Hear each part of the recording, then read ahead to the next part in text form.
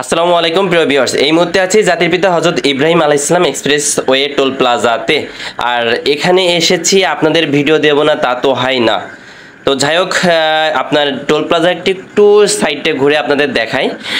Toll প্লাজার সামনে যে এই স্পেসটা আছে, আপনারা দূর পাল্লায় যে যাতায়াত করেন তো এখানে আপনারা দাঁড়াতে পারবেন। দেখেন বড় একটা স্পেস আছে। এই যে টোল প্লাজার থেকে সোজা সামনে, টোল প্লাজার থেকে আপনি দুই সাইডে স্পেসটা আছে। আচ্ছা, তারপরে আপনাদের জাতির পিতা হযরত ইব্রাহিম আলাইহিস সালাম এক্সপ্রেসওয়েটা একটু জুম করে দেখাই। জাতির পিতা হযরত ইব্রাহিম আলাইহিস সালাম যে নামকরণটা সেটা আপনাদের একটু সুন্দর করে দেখানোর চেষ্টা করতেছি। সন্ধ্যার সময় লাইটিং এর কারণে আরো একটু জোস দেখায়।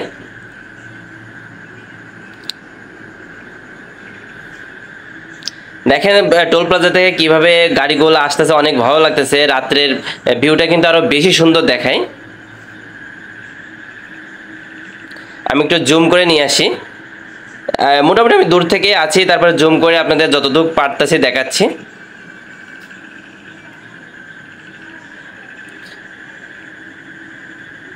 এই রাস্তায় কোনো জ্যাম আল্লাহর রহমতে থাকে না, মোটামুটি সবসময়ের জন্যই ফ্রি থাকে। যদি কোনো রকম দুর্ঘটনা না ঘটে তাহলে আপনার রাস্তা আটকে না, কোনো ঝামেলা থাকে না, সবসময়ের জন্য ক্লিয়ার থাকে।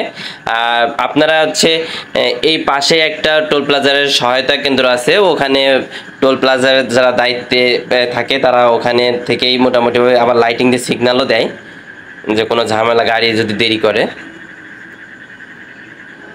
এখানে টোলে আবার একটু ঝামেলা হচ্ছে দেখতেছি, গাড়ি ওটা আটকে কি জানি কথা হচ্ছে।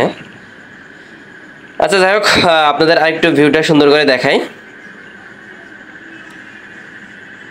জাতির পিতা হযরত ইব্রাহিম আলাইহিস সালাম এক্সপ্রেসওয়ে, এটা ঢাকা মাওয়া যে হাইওয়ে রাস্তাটা, এটা টোল প্লাজা জাতির পিতা হযরত ইব্রাহিম আলাইহিস সালাম এক্সপ্রেসওয়ে।